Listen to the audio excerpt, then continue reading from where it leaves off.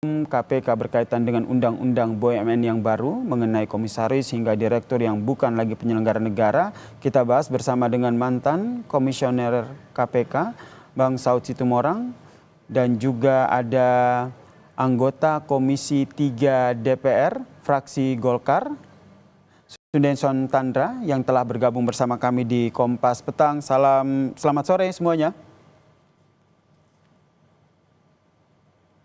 Pak Saud.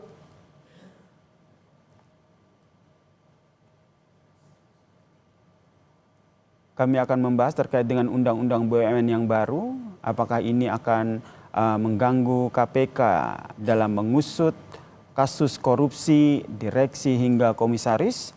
Telah bergabung bersama kami di Kompas Petang, saudara. Mantan komisioner KPK, Pak Saud Situmorang. Selamat sore, Pak Saud. Selamat sore.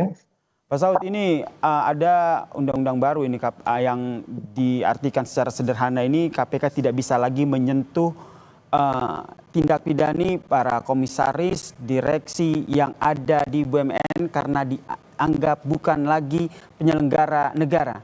Apa tanggapan Anda? Ya, banyak paradoksnya ya undang-undang itu. Sejak awal saya komen podcast juga. Di antaranya itu sangat bertentangan dengan Undang-Undang Dasar 45 pasal 23 huruf E itu ya. Di situ kan nggak ada yang nggak bisa diaudit di negeri ini oleh BPK. Itu tugas BPK ada di Undang-Undang Dasar 45. Jadi kalau kita bicara kemudian di undang-undang itu juga ada bicara efisiensi, bicara good governance, itu paradoks semua isinya. Nggak ada yang bisa nggak diaudit di negeri ini. Ada orang bilang katanya tuh kekayaan negara yang dipisahkan. Kan udah ada putusan MK juga, kekayaan negara yang dipisahkan juga itu harus diaudit. Jadi apa yang dimaksud di undang-undang itu good governance, dia nggak paham juga good governance. Good governance itu transparansi, audit dan seterusnya. Jadi memang ujungnya memang ini harus di judicial review, dan saya pikir itu sudah sangat bertentangan sekali ya sama Undang-Undang 45. Coba dilihat lagi di Undang-Undang 45 itu tugas BPK itu mengaudit semua keuangan yang menyangkut keuangan negara. Jadi pembuat undang-undang ini kemarin ini kayaknya buru-buru, nggak paham juga mereka yang namanya yang disebut sebagai good governance. Kata good governance itu muncul di undang-undang itu sendiri, tapi mereka sendiri nggak paham yang namanya good governance itu adalah audit, kira-kira gitu. Berarti adalah hal yang wajar ketika undang-undang ini disahkan, kemudian ada kekhawatiran bahwa KPK tidak bisa lagi mengusut direksi maupun komisaris yang ada di dalam BUMN ini. Ya itu pasti, dan itu sangat bertentangan dengan undang-undang yang ada lainnya, Undang-Undang Keuangan Negara, Undang-Undang KPK, terus kemudian kalau kita bicara pasal 2, pasal 3 yang sering selama ini dihindari oleh penyelenggara negara, yang menyangkut kerugian negara dan seterusnya. Intinya adalah kalau kita bicara manajemen, kan di situ disebutkan salah satu tujuannya ini kan membuat mereka efisien.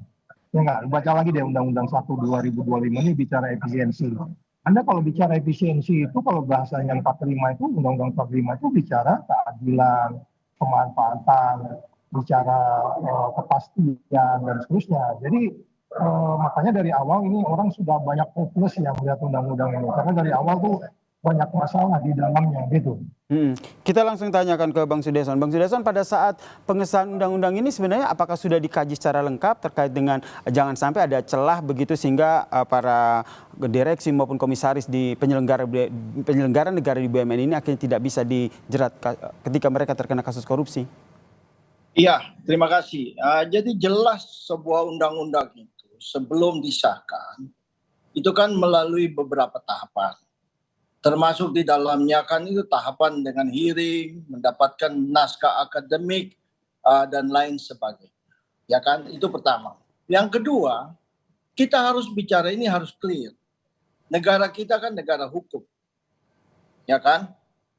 Bukan negara kekuasaan. Itu pertama. Yang kedua, begini. Ini kan norma yang sudah berlaku. Ya kan? Yang sudah ditetapkan. Dan kita sebagai warga negara wajib mematuhi.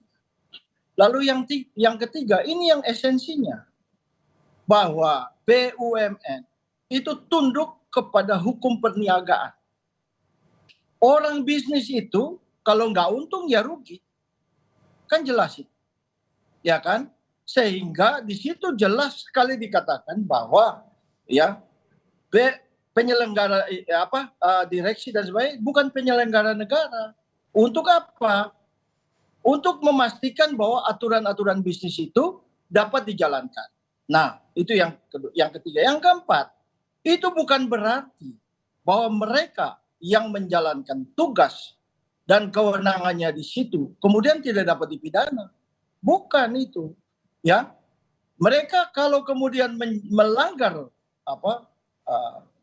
ketentuan-ketentuan undang-undang di dalamnya, dalam hal ini dalam berbisnis ada fraud di dalamnya, dapat dilakukan tindakan, ya kan? Tetapi kemudian kita harus memisahkan antara kerugian negara dengan berbisnis. Kalau berbisnis kemudian rugi, ini kan sesuatu persoalan kan, ya kan? Nah, inilah persoalannya, dan sehingga menurut kami undang-undang yang sudah disahkan itu sudah tepat dan sesuai dengan aturan hukum yang berlaku.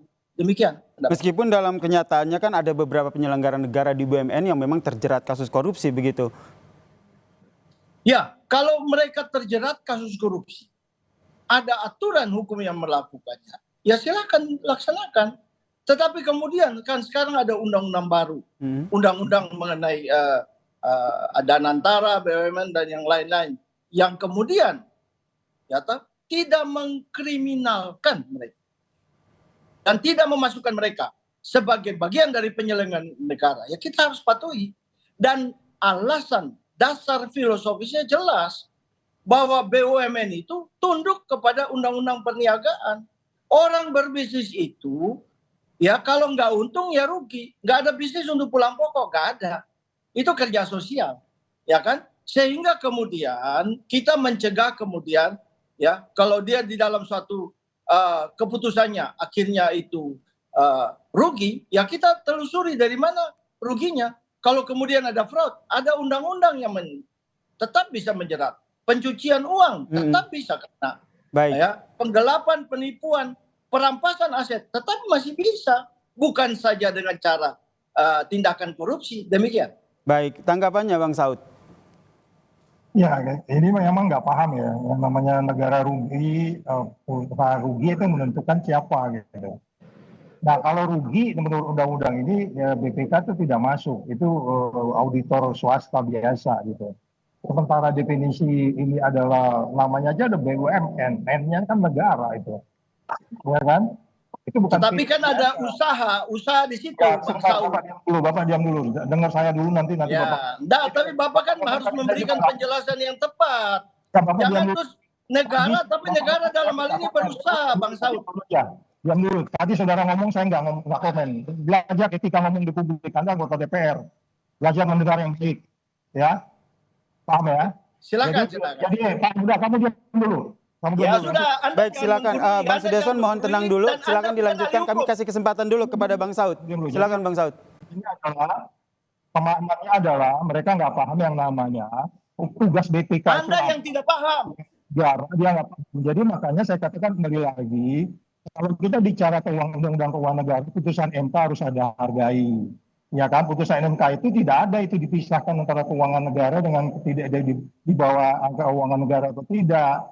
Jadi sekali lagi, makanya kembali kalau Anda bilang tadi ada naskah akademik, naskah akademik kan dari awal kan sudah diributkan. Jadi makanya tempat yang paling baik ini sebenarnya bukan di TV ini sebenarnya, yaitu kita bicara di Mahkamah Konstitusi sebenarnya gitu. Tapi karena saya diminta bicara di TV, ya kita bicara di TV. Tapi yang baik itu tempatnya di Mahkamah Konstitusi. Bahwa karena ada di situ pelanggaran di dalam Undang-Undang 45 pasal 23E yang mengatakan bahwa tidak ada yang bisa tidak diaudit oleh BPK. BPK itu ada di Undang-Undang 45, Anda harus paham itu. Itu dulu sementara. Silakan menanggapi. Silakan Bang Sudeson. Ya, jadi begini. Dasar saya sampaikan itu, Bang Saud itu supaya paham. Badan usaha milik negara. Memang milik negara, tetapi menjalankan usaha.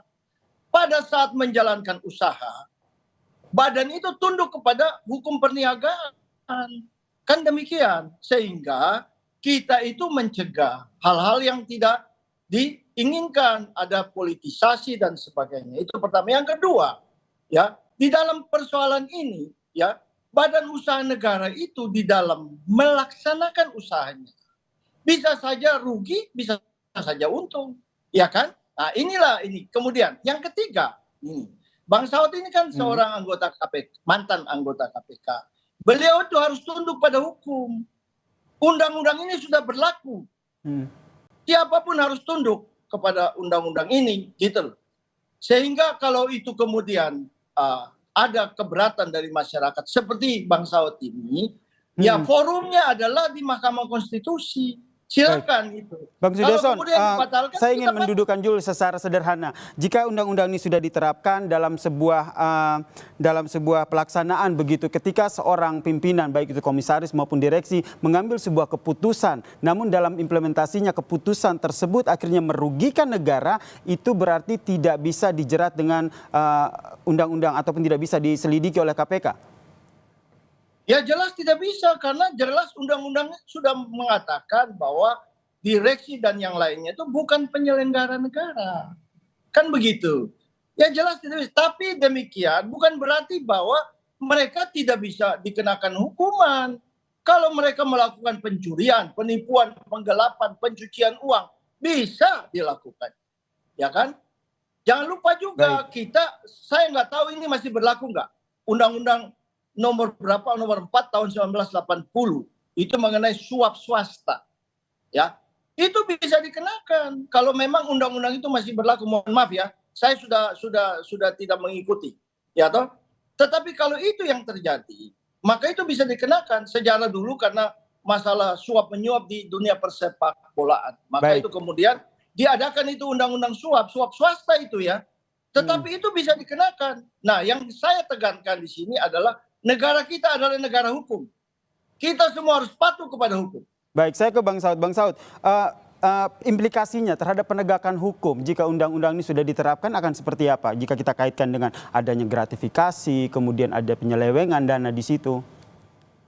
Ya, itu nanti akan terkait dengan pasal-pasal yang di dalam tindak pidana korupsi, Undang-Undang 3199 itu. Kalau nanti dia pasal 1, pasal 2, ya itu karena sudah didefinisikan dia bukan penyelenggara negara, which is KPK itu kan berbicara penyelenggara negara. Itu sebabnya saya katakan pada bagian lain memang Undang-Undang KPK sendiri kan harus diganti. Undang-Undang tindak pidana korupsi harus diganti. Ya praktis memang KPK nggak bisa masuk lagi di situ kalau dia penyelenggara negara. Karena KPK kan urusannya penyelenggara negara.